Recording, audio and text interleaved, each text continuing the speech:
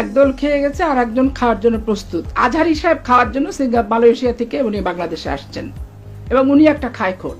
উনি যে দেশান্তর হয়েছে এই জামাত ইসলাম করার কারণে শুধু না, ওনার স্বভাবের কারণে এবং এই অশালীন অসভ্য বক্তৃতার কারণে উনি দেশান্তর হয়েছে। উনি নিজেকে একজন ধর্মের বিভিন্ন ব্যাখ্যাকারী হিসেবে যদি দাবি করে থাকে, মানুষ যদি সেভাবে চিন্তা করে যে ভালো ওয়াজ করতে পারে, ধর্মের ব্যাখ্যা ভালো দিতে পারে, তাহলে আজকে রাজনৈতিক পরিচয়টা তার কিন্তু প্রকাশ পাচ্ছে। তাহলে এতদিন উনি মুখোশ পড়েছিলেন, সুযোগ পেয়েছেন, প্রকাশিত হচ্ছেন।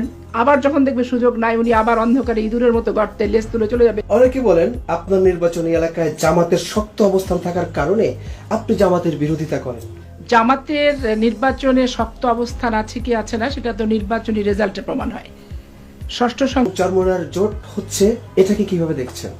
আমি ইসলামিক চিন্তাবিদদের প্রকৃত ইসলামিক বিষয় নিয়ে প্রচার চালাক সেটা একরকম, কিন্তু ইসলামিক চিন্তাবিদদের রাজনৈতিক সংগঠন করাটা আমি ব্যক্তিগতভাবে অপছন্দ করি।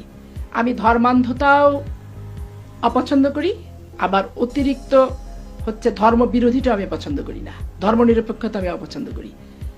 তো এইগুলো জোট, এরা তো ওই যে বলে না, এমনি তো নাচুনি বুড়ি, তারপরে আবার ঢোলের বাড়ি। নির্বাচন বছর জামাত ইসলাম খাচ্ছে, এদের ক্ষমতাও দরকার হয় না, এদের এমপি হওয়া লাগে না, এদের মন্ত্রী হওয়া লাগে না। ওই ধর্মের বার্তা নিয়ে নিয়ে প্রত্যেকটা মা বোনের কাছে যায়, অসহায় নিরীহ ধর্মভীরু মহিলাদের কাছে যে ওই চাঁদার আদায় করে নিচ্ছে, উন্না বিছায় বিছায়, মুরগির ডিম থেকে শুরু করে গরু ছাগল হাঁস মুরগি গরুর দুধ থেকে শুরু করে পয়সা থেকে শুরু করে সমস্ত কিছু করছে। তারা তো সারা বছর খেয়ে থাকে।